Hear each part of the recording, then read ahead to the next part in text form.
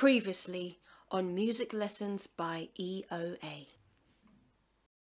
Hello, my name is Elizabeth, also known as E.O.A, and in today's video I will be teaching you how to instantly sing better. Now this video is for both males and females. Breathe in, breathe out, breathe in, breathe out. And this allows you to listen better, to check if you're on key. Now let's do the third one more time, from the count of three. 3, 2, 1. Now when you do this exercise, this will relax your jaw muscles. And when you do this exercise, your belly should push out, like this. Hum! Hum! Hum! And when you do these 4 exercises repeatedly, your voice and your ability in singing will improve. All you need to do is spend just 10 to 15 minutes every day, and you will see a difference, not just only in your voice, but in your singing ability. Hello, my name is Elizabeth, and in today's video I will be talking about how to make a song your own. I'll be focusing on both the theory and practical side. Okay.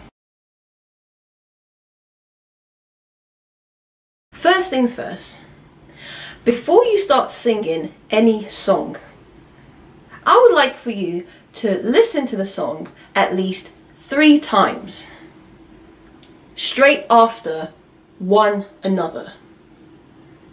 Then, I would like for you to ask yourself, how does this song reflect me?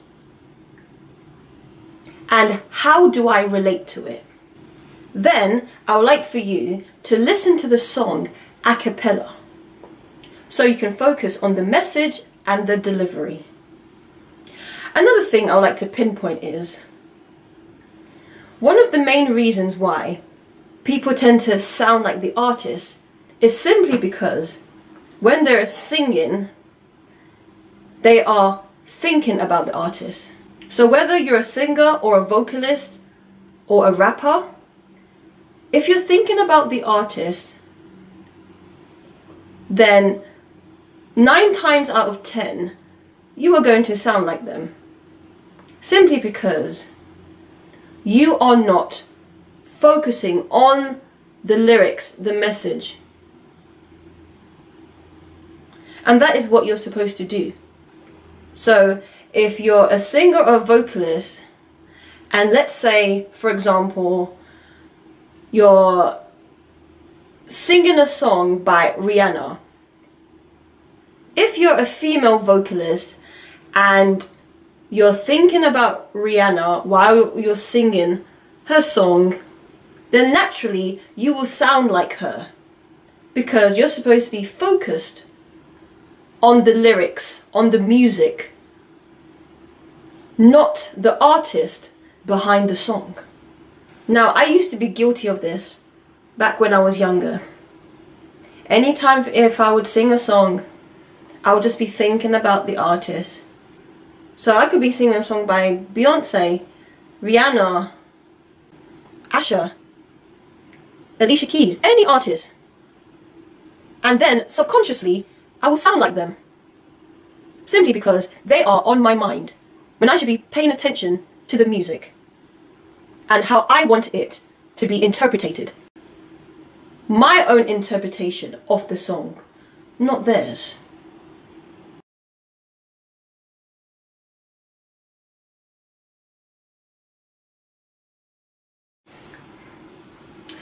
Okay.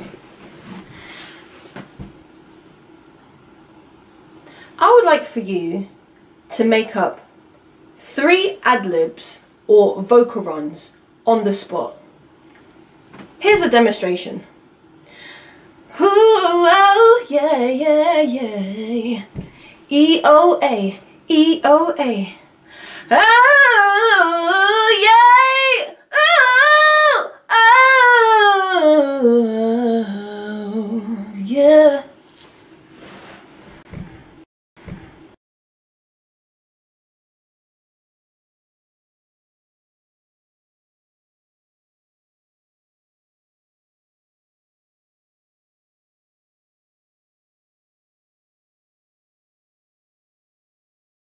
Okay, so now that you have created your own vocal runs and ad-libs, I would like for you to sing the song that you have listened to 3 times in a row. And if you want to, you can pause this video.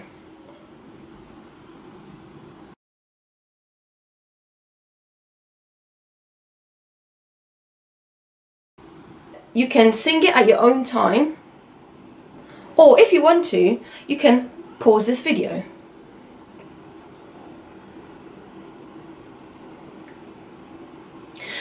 Now, if you have noticed, when you sang the song, naturally and subconsciously, you were making it your own, because you created your own ad-libs. And you asked yourself, how does it reflect me? How do I relate to it? Because when an artist is singing their song, they have their own mindset of how it relates to them. But how it relates to the artist doesn't necessarily mean it will always relate to you the same way. An effect of a song or a music differs from person to person. Now, if you want to sing the song again, this time, I would like for you to record yourself. And then I want you to listen to the original song and then listen to your own voice recording. If it sounds too much like the artist, that means you didn't make the song your own. But if you can hear your sound and differentiate it to the artist's sound, then congratulations. You have made the song your own.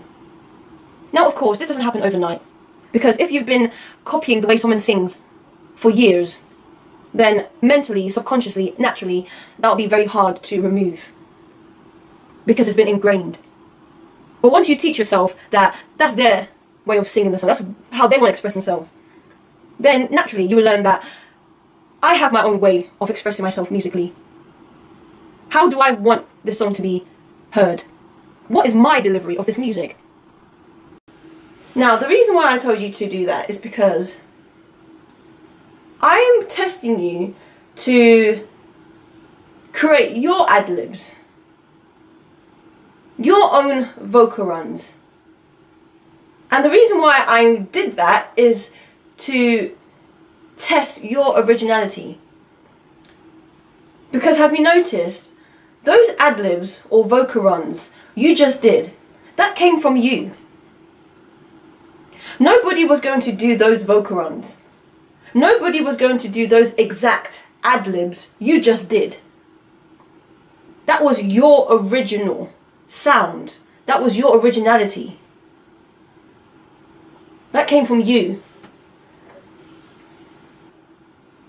And another reason why I told you to do that is when you're singing any song, it will teach you how to be original. Because every artist has their own runs, their own way of singing, their own ad-libs.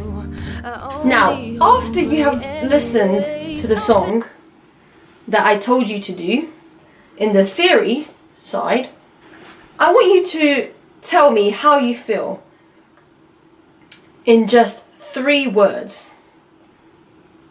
So, for example, if I was to listen to Beyonce, if I were a boy, I would say I feel confused, unloved,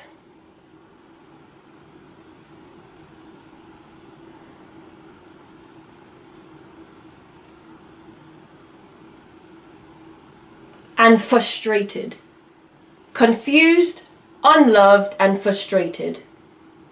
Now, the third exercise I would like you to do for the practical side is, I want you to find your key.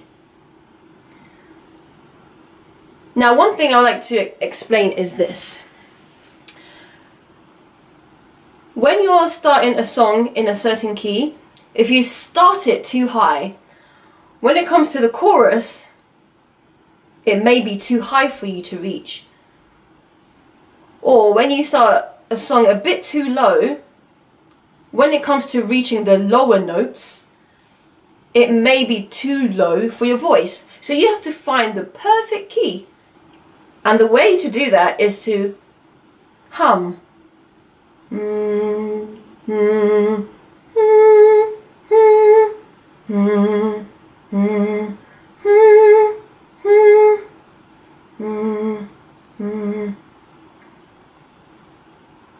And ask yourself, does the song use your chest voice?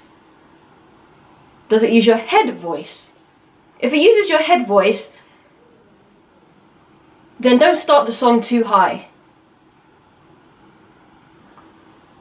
Songs like I Will Always Love You by Whitney Houston. We all know the chorus uses your head voice and it requires a lot of diaphragm. And if you don't have that vocal control, you will not be able to sing the chorus properly. You will struggle. Unless if your voice is trained for that. Then of course, you can. Now, unfortunately, I cannot sing any songs at the moment because I do not want this video to be demonetized. But what you have learnt from the theory and practical side, I'm sure you understand what I'm expressing. Just listen to any song. And then I want you to implement what I've taught you. And try your best to be original. Now, just before this video ends, I would like to express, just because you're making a song your own, that does not mean you should change the melody. That doesn't mean you should go off melody.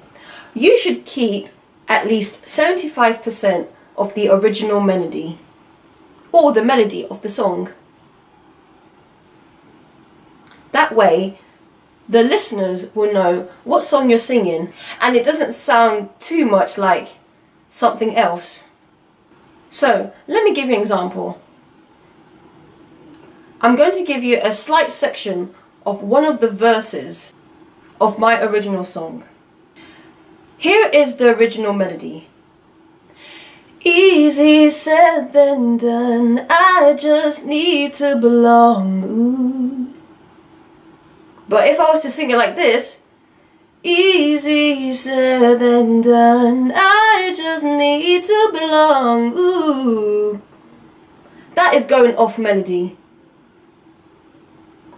Now, if I was to try and make it my own again, I could sing it like this.